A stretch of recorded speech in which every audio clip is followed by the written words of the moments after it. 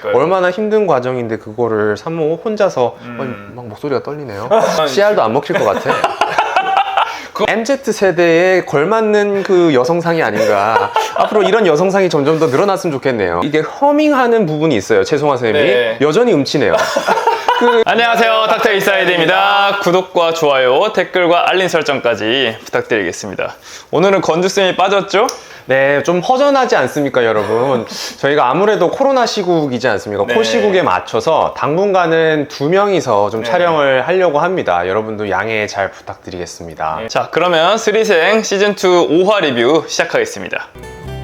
말 못해서 미안해, 오빠.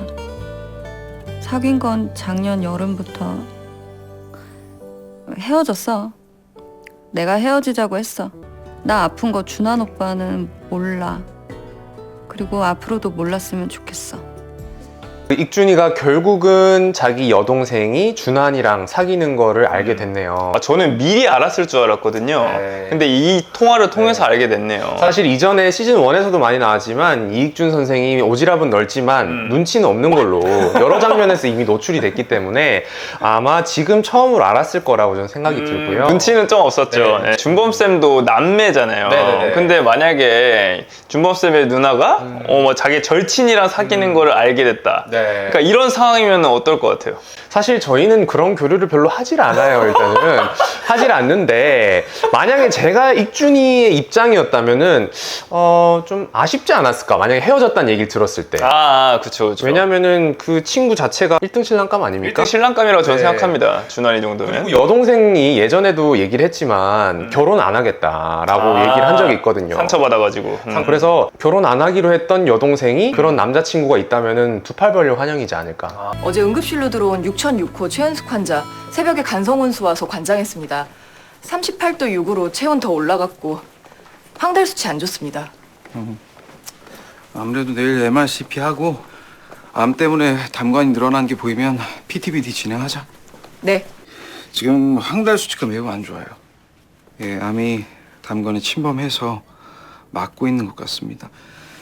내일 담관분은 MRI 찍고 예상이 맞으면 영상의학과에서 담도 배액술이라고 담관에 관을 찔러 넣어서 배액을 시키는 그런 시술이 있어요.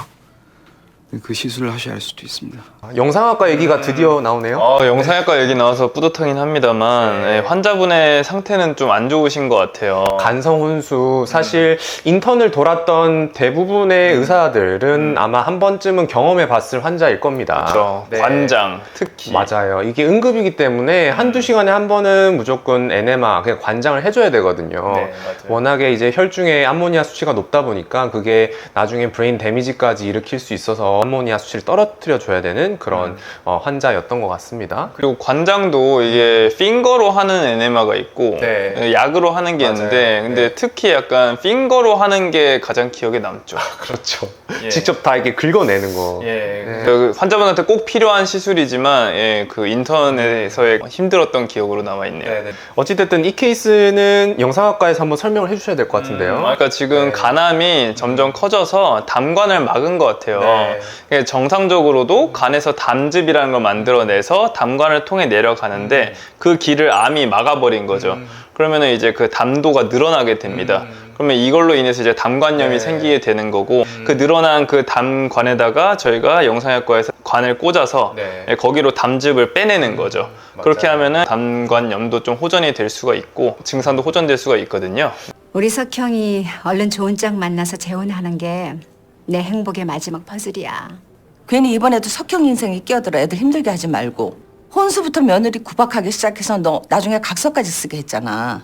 며느리가 1년 버틴 것도 대단하다 야. 사사건건 돈으로 스트레스 주고 하루에 전화를 수십 통씩 하고. 사기 결혼이야 언니. 나 사기 맞은 거야. 어? 망하기 일보 직전인데 온 가족이 배우 뺨치게 연기해서 우리 집 물은 거라고.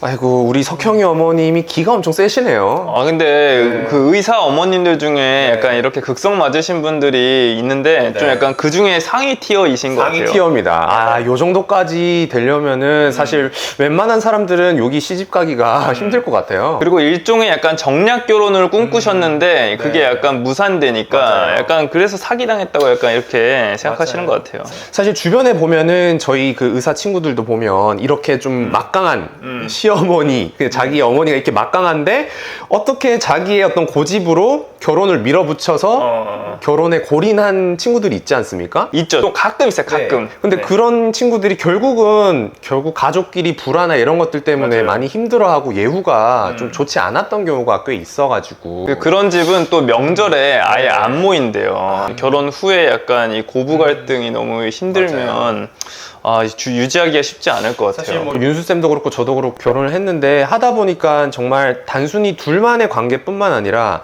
가족 간의 관계, 그러니까 저 양가 부모님의 맞아요. 관계가 정말 중요하다는 걸 느끼시잖아요. 정말 중요하죠. 너 건강검진 진짜 안 받을 거야?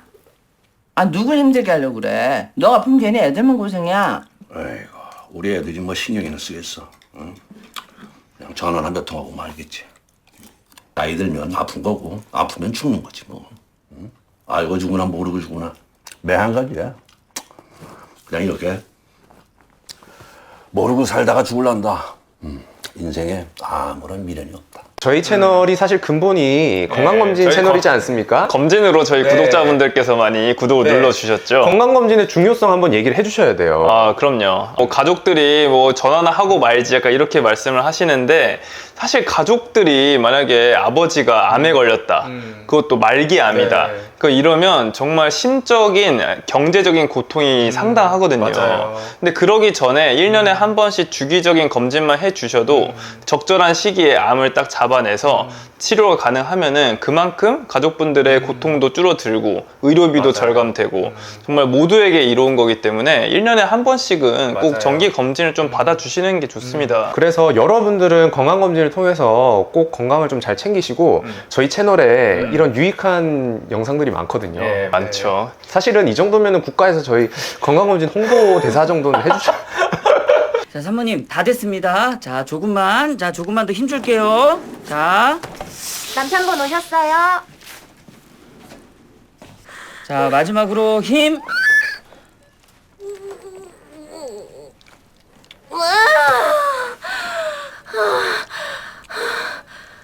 고생했어. 14시 40분 여아 출산했습니다.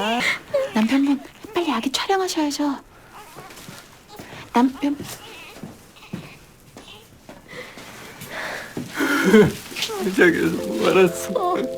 또 얼마 전에 우리 아들 아빠가 된 준범쌤이 또 느끼는 감정이 다르실 것 같은데요. 얼마 전이라서 저는 정말 이걸 보면서 이 남편분의 마음을 충분히 이해를 할 수 있었어요.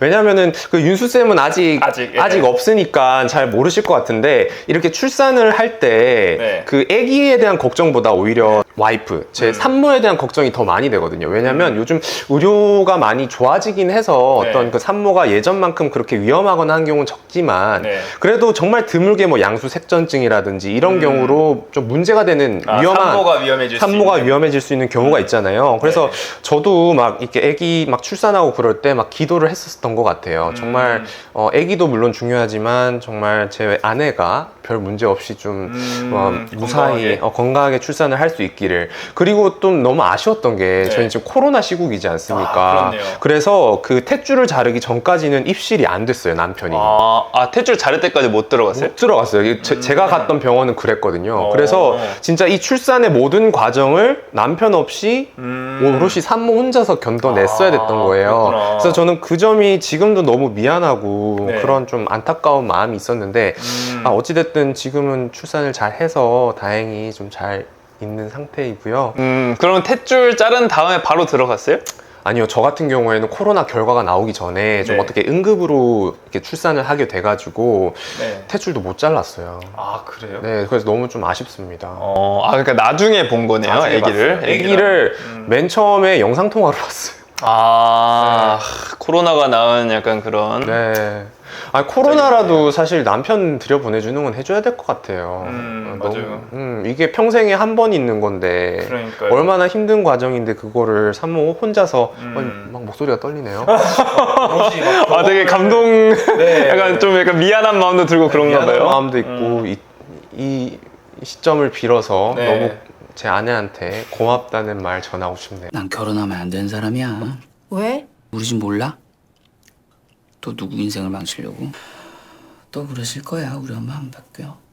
신혜 씨가 많이 힘들었겠구나. 넌 뭐 했어? 넌 어떤 노력을 했니? 이혼할 즈음엔 나하고도 거의 한마디도 안 했고. 네가 무슨 노력을 했니? 그건 노력한 게 아니라 회피한 거지. 지금 송화가 신혜의 입장에서 이렇게 석형이한테 너의 문제점은 이러이러한 게 있었어. 이렇게 대화를 안 하고 이렇게 회피만 했으니까 문제였던 거야. 이렇게 좀 맞아요. 조언을 해주는 맞아요. 게 참 여자 입장에서 이렇게 공감해주면서 얘기해주니까 석형이도 딱 뭔가 좀 이렇게 본인의 잘못을 뉘우치는 약간 그런 것 같아요. 근데 저는요, 이 장면에서 조금 현실적으로 바라봤는데, 과연 이 상황에서 이 신혜 씨랑 이 석형이가 대화를 한다고 달라질 수 있었겠느냐라는 생각은 들거든요. 사실 그 한계가 있죠. 결국 그 시어머니 그 C월드의 팩터가 네. 달라지지 않으면 무슨 대화를 하던 간에 결국은 쉽지 않았을 것 같다는 생각이 들거든요. 근데 한 가지 가능성은 석형이가 엄마한테 대화를 시도해 볼 수는 있잖아요. 엄마한테 왜냐면 씨알도 안 먹힐 것 같아.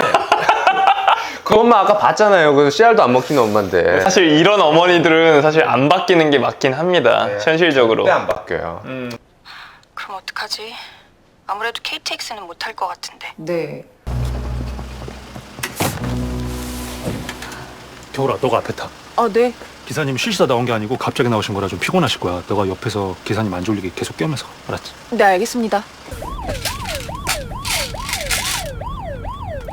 기사님, 껌 드실래요? 아, 예. 감사합니다. 오징어 드세요. 감사합니다.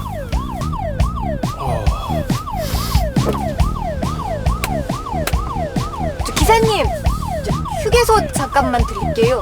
근데 사실은 말이죠. 이렇게 귀한 외과 전공의가 하베스트까지 하러 저 지방까지 가면 좀 너무 혹사죠. 그러니까 이게 좀 현실성이 없네요. 보통은 인턴이 이제 외과에 이제 전공의가 부족하다 보니까 주치의도 맡게 되는데 그런 인턴 선생님들은 내려가는 경우가 좀 있죠. 저도 내려갔었고. 사실 누구나 한 번쯤은 경험이 있을 것 같아요. 인터넷. 저는 이제 울산에 한번 내려간 적이 있었고요. 구준모 쌤 어디 갔다 왔어요? 저도 포항 한번 갔다 온 적이 있습니다. 저는 네. 딱 밤에 갔거든요. 위험했겠다. 이제 끝나고 이제 올라와야 되는데 이제 저희 기사님께서 약간 너무 졸리니까 졸립죠. 조금이라도 약간 자고 가는 게 어떻겠냐 그러셔가지고 마침 또 이제 하베스트를 하고 그렇게 막 응급으로 막 바로 지체하지 않고 바로 올라야 되는 건 아니라서 한 2-30분 정도 기사님이랑 같이 자고. 딥슬립하고 예, 그리고 올라왔던 기억이 있어요. 차라리 그게 졸음운전을 막는데 더 맞아요. 도움이 되긴 하거든요. 뭐 최근뿐만 아니라 예전부터 기사를 보면은 막 응급 차량 전복 사고나 이런 것들 되게 많잖아요. 그럼요. 워낙에 좀 빨리 달리시다 보니까는 또 게다가 혹사하시거든요. 되게 그 힘들죠, 스케줄이. 노동 강도가 엄청 나시기 때문에 졸음 운전이 되게 많습니다. 맞아요. 우리 은지한테 심장 주고 하늘나라로 간 아이,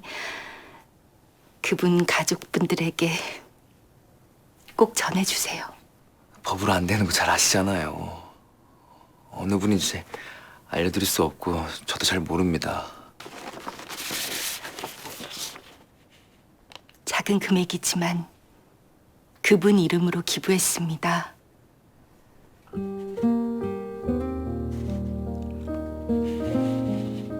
매년 할 거고 절대 잊지 않고 기억하겠습니다.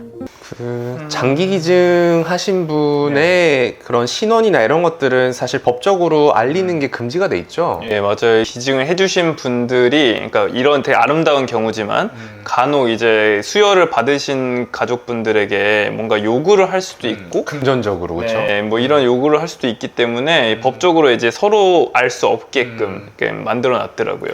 사실 근데 그게 뭐 장점도 있고 단점도 있는 것 같긴 한데요. 네. 사실 이 보호자의 마음을 제가 감정이입을 해보니까 정말 네. 너무 고마울 것 같은 거예요. 그럼요. 내 딸을 살려준 은인이잖아요. 맞아요. 그래서 이렇게 매달 그 장기 기증을 해준 그 환자의 이름으로 기증도 하고 하는 이런 네. 모습들이 너무 아름다운 것 같아요. 아, 그리고 은지엄마 너무 연기 잘하시고. 저는 이 조연하신 분이 떴으면 좋겠어. 너무 연기를 잘하는 것 같아요. 그러니까 그동안 못 뵀던 것 같은데, 그러니까. 근데 진짜 너무 감동이었습니다. 열은 좀 내렸어요? 37도 초반으로 많이 떨어졌어요. 아, 환자분 간 초음파 찍은 지 꽤 됐죠? 오늘 한번 볼까요? 혹시 몰라서 지난주에 보안팀에 요청을 했어. 그럼 언제든 저희한테 말씀해 주세요. 도움 필요하시면 저희가 바로 도와드릴 수 있고 보호 받으실 수 있습니다. 익준이가 환자분 중환자실로 옮겼어.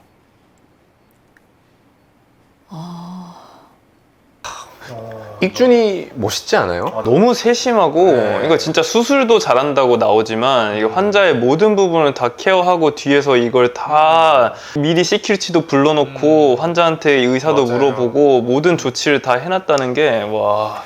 의사가 보통은 그 환자의 그 질병만 보고 이렇게 일을 하는 경우가 많은데요. 그 은사님, 교수님께서도 그런 얘기를 하셨거든요. 그 환자만 볼 것이 아니라 그 환자의 주변 상황을 봐야지만 포괄적인 진료가 가능하다라고 하셨고, 사실 이 장면을 보면서 제가 좀 잊고 있었던 의사로서의 마음가짐이나 이런 것들을 다시 한번 돌아볼 수 있게 하는 그런 경각심을 주는 장면이었던 것 같아요. 시작된 간 경련증은 다시 못 돌아가. 다른 사람 몰라도 특히 너는 간경화 시작되면 더 위험할 수 있어. 그리고 담관염이 더 심해졌어. 안간힘이 심해졌다고는 생각 못했고 외국 생활 힘들어서 컨디션이 안 좋아서 그런 거라고 생각했어. 최근에 너 무지 피곤하지 않았어? 피곤했어. 간경변증이 와 있는 줄은 상상도 못하고. 아직 초기 단계니까 지금도 관리 잘 해보자. 익순이가 간경변 초기 단계인가 봐요. 이게 간경변이 무서운 게 그 전까지는 그래도 리버서블, 그러니까 가역적으로 회복이 될 수가 있어요. 예를 들어서 뭐 지방간이 있더라도 열심히 체중 관리하고 약간 식단 관리하면은 다시 정상으로 돌아갈 수 있고, 점점 섬유화가 진행되면 그 이전의 단계로는 돌아갈 수가 없는 거거든요. 비가역적이죠. 그러니까 이 단계가 오기 전에 미리 막아야 되는데, 익순이 같은 경우에는 자주 담관염이 있었다고 하는 걸로 봐서 이런 담관염에 의한 간 경화가 진행된 게 아닌가 그렇게 생각이 되네요. 익순이가 부디 장기 이식까지는 가지 않게 좀 조심했으면 좋겠고, 사실 너무 안타까운 게 이 본인의 질병이나 이런 것 때문에 헤어짐을 통보한 것 같거든요. 그렇죠. 네, 본인이 아픈 거를 또 준환이가 또 힘들어 할 것 같고 그래서 그런 게 아닌가 생각되는데, 익순이가 좀 웃는 모습이 나왔으면 좋겠어. 시즌 1에서는 계속 웃었잖아. 계속 웃었지. 막 둘이 막 개그 치고 막 꽁냥꽁냥 그랬잖아요. 했는데. 그런 장면이 언젠가는 나올 거라고 믿습니다. 백화점 어디 갈 건지도 물어보고 못 타고 갈 건지도 물어보고. 이건 100% 그린라이트인데? 제가 앞으로 고백을 5번만 해도 될까요? 하게 해주셔도 될 것 같은데. 근데 나 거절할 거야. 교수님 제가 많이 좋아해요. 추미나 너무 귀엽지 않아요? 진짜 너무 매력적인 캐릭터인 것 같아요. 점점 석형이 더 추며들고 있는 것 같은데. 추며든다라는 표현이 되게 맞는 것 같아. MZ세대에 걸맞는 그 여성상이 아닌가. 앞으로 이런 여성상이 점점 더 늘어났으면 좋겠네요. 쌍방이 그냥 원하는 사람이 먼저 들이대는. 지금 철벽 치고 있는데 5번 고백한다고 했잖아요. 한 5번째 되지 않을까요? 네, 원래 이 드라마 상으로는 돼야 되거든요. 근데 저희는 또 현실적으로 보지 않을 수 없습니다. 네, 현실적으로 어떤가요? 사실 만약에 제가 추미나의 아빠라면은 네. 이 상황을 봤을 때 완전 뜯어말렸죠.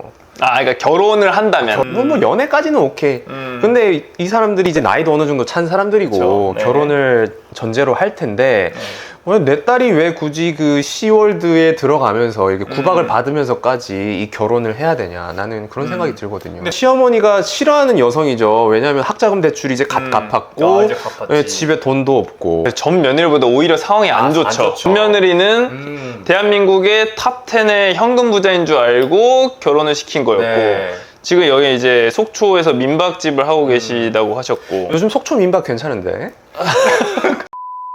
2020년 4월 22일 제95 보병사단장 소장 전성훈.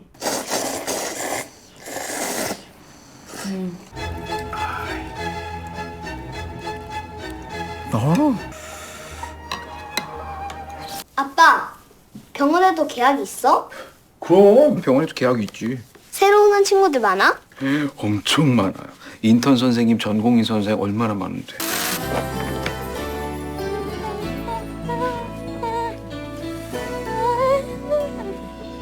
아, 저는 소아가 예. 속초 가서 이제 쉬고 온다고 했잖아요. 그러면 이게 드라마 전개가 안 된다고 생각했는데 이걸 1년을 이렇게 빨리 감게 해버렸네. 넘겨버렸네요. 신원호 PD님께서 이렇게 빨리 감는 거 좋아합니다. 한 번씩 이런 장면이 나와요. 아, 중간에 이렇게 한 번씩 타임 네. 리프를 하는구나. 근데 캐치했을지 모르겠지만 네. 그 이게 허밍하는 부분이 있어요. 최송화 쌤이 네. 여전히 음치네요. 그 속초에서 좀 트레이닝 하고 올 줄 알았는데 여전히 음치로 나오네요. 음치는 네. 바뀌지 않는다. 예, 그 구구즈 나머지 4명이 그렇게 심각하게 회의를 한 데는 이유가 있습니다. 있어요. 큰일 났네요.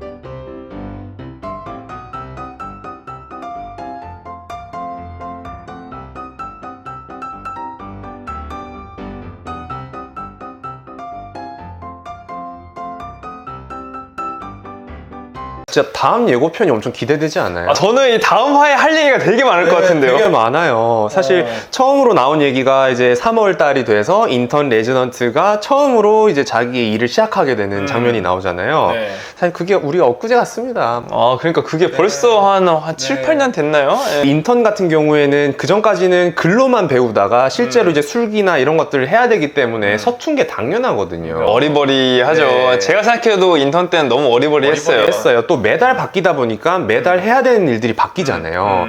그러다 보니까 조금 적응될 만 하면 옮기고. 그쵸. 한 달마다 옮기니까. 그래서 사실은 그런 우스갯소리가 있잖아요. 뭐 어떤 거. 3월에는 대학병원을 가지 마라. 절대 아프면 안 돼요. 3월 때는 절대 대학병원을 가시면은 안 된다고 생각합니다, 저는. 아파도 조금 참았다가 4월 달에 가는 게 어떨까. 아, 그리고 또 다른 얘기도 나오잖아요. 그 드디어 전문의가 된 장겨울 선생님이 자기는 모자라고 지식적으로 좀 떨어진다는 뉘앙스의 예고편 장면이 나오는데, 사실 전공의 때는 몸은 힘들지만 마음은 좀 편했죠. 그러니까 시키는 대로만 하면 되는 거였다면 맞아요. 이제 전문의 때부터는 이제 책임감이 좀 생기고 뭔가 디시전을 내가 다 해야 되다 보니까 심적으로 되게 힘들었던 것 같아. 특히 처음에 처음 갓 전문의가 됐을 때. 장겨울 선생님도 아마 첫 해잖아요. 펠로우가 되고 첫 해니까 아마 그런 스트레스를 많이 받는 과정이 나오지 않을까 생각됩니다. 그래서 다음 편이 너무 기대가 되고요. 다음 편에도 저희 닥터 인사이드와 함께 리뷰 즐겨주셨으면 좋겠습니다. 꼭 시청 바랍니다.